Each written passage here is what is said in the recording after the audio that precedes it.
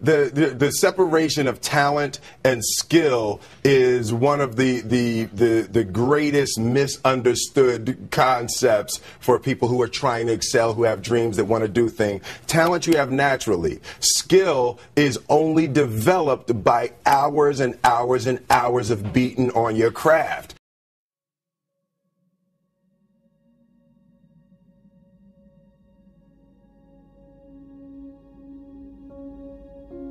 I believe, and I learned very young, that you don't try to build a wall.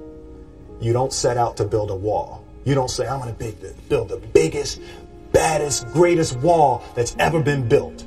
You don't start there. You say, I'm going to lay this brick as perfectly as a brick can be laid. There will not be one brick on the face of the earth that's going to be laid better than this brick that I'm going to lay in this next 10 minutes.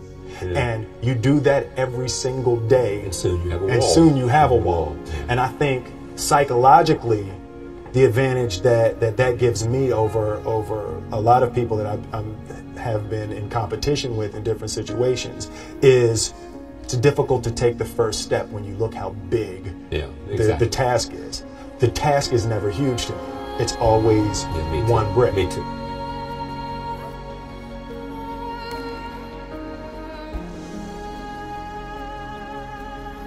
Confucius said, he who says he can and he who says he can't are both usually right. And you can call it naivete, you can call it arrogance. Barack Obama called it the audacity of hope. The first step before anybody else in the world believes it is you have to believe it. There's no reason to have a plan B because it distracts from plan A.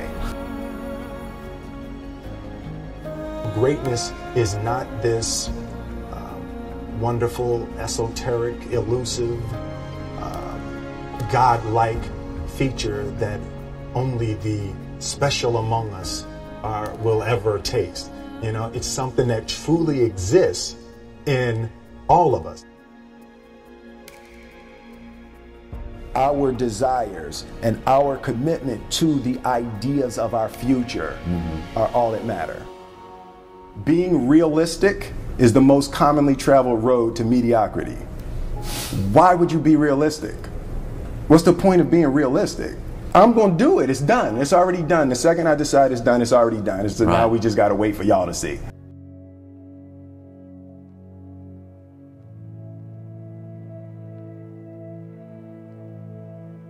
I'm motivated by fear. Fear. You know? Fear of what? Fear of fear.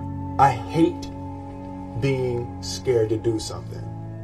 I hate that feeling of the feeling that I had before I had a meeting with Quincy Jones, because it was really Quincy Jones and a guy named Benny Medina and Jeff Pollack came with the idea for the Fresh Prince of Bel-Air. And I hated being scared, you know, like that I didn't want to even take the meeting. I just hated that being scared to do something. And I think what developed in my early days was the attitude that I started attacking things that I was scared of.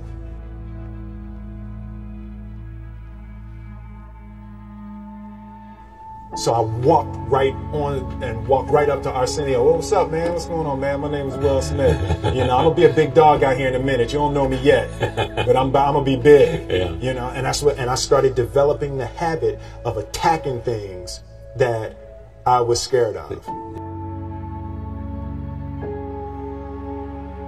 You can't be scared to die for the truth.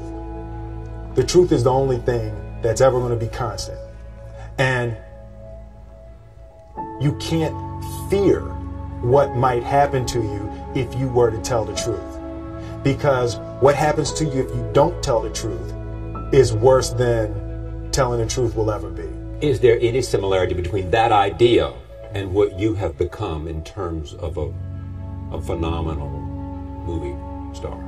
Some sense of confidence in self that began whenever? I think that you know, I said a few months ago, I said that I believe that if I chose to, I could be the president of the United States. And I think that there's a certain delusional quality that all successful people have to have. You have to believe that something different than what has happened for the last 50 million years of history. You have to believe that something different can happen. Yeah, it's almost a kind of innocence. Absolutely. In other words, if you knew how difficult it was, right, you would have never gone down that path. Absolutely. You know, and I think that's a huge part of me. Because, and I say to my friends all the time, and we laugh about it, I truly, honestly, as I sit here before you right now, as honestly as I can say it to you, I truly believe that I could be the president if I wanted to. And as bizarre as that may sound to people that have traveled the path before me and to people who actually know how difficult it is, foolish Will Smith honestly believes it. I think both of my parents and my grandparents were achievers, you know. There were very specific rules, and there was a constant desire to be better. Yeah. You know, we didn't grow up with the sense that where we were was where we were going to be. You know, we grew up with the sense that where we were almost didn't matter because we were becoming right. something greater. Yeah. And I always remember that my mother or father or grandmother would say, "That's great, baby. You did a really good job with that. That's incredible. Congratulations. Try this next time." Yeah. You know, there was always a little bit stretching. more. Absolutely. I don't want to be an icon. I want to be an idea. You know, I want to represent an idea. I want to represent possibilities. I want to represent magic, right? That you're in a universe and 2 + 2 = 4. 2 + 2 only equals 4 if you accept that 2 + 2 = 4. 2 + 2 is going to be what I want it to be. You know, and there's a redemptive power that making a choice has, you know, rather than feeling like you're at effect to all the things that are happening. Make a choice. Like, you just decide what it's going to be, who you're going to be, how you're going to do it. Just decide. And then from that point, the universe is going to get out your way. So for me, I want to represent possibilities. I want to represent the idea that you really can make what you want. One of my favorite books is The Alchemist, Paulo Coelho. And I just believe that. I believe that I can create whatever I want to create. If I can put my head on it right, study it, learn the patterns, and you know, it's hard to put into words. It's real metaphysical, esoteric nonsense. But I feel very strongly that we are who we choose to be.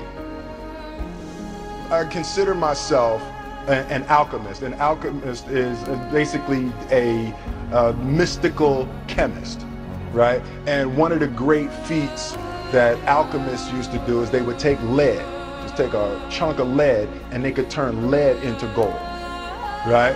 So I'm so connected to symbolically being able to turn lead into gold. You know, my grandmother used to say, you know, life give you a lemon, you go ahead and make lemonade. To me, that's alchemy. That's the same concept behind the alchemist. The only thing that I see that is distinctly different about me is I'm not afraid to die on a treadmill, right? I will run. You would not be outworked. I will not be outworked, Right. period. Yeah. You know, you might have more talent than me, you might be smarter than me, you might be sexier than me, you might be all of those things. You got it on me in 9 categories. But if we get on the treadmill together, right, there's 2 things. You're getting off first, or I'm gonna die. It's really that simple.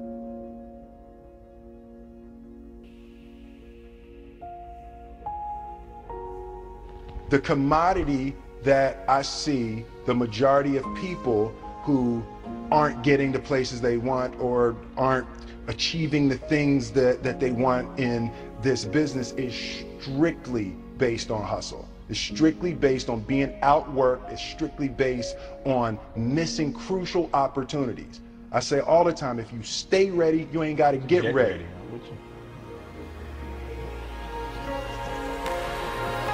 Why do you think you've been so successful? I've never really viewed myself as particularly talented. I view myself as, you know, slightly above average in talent.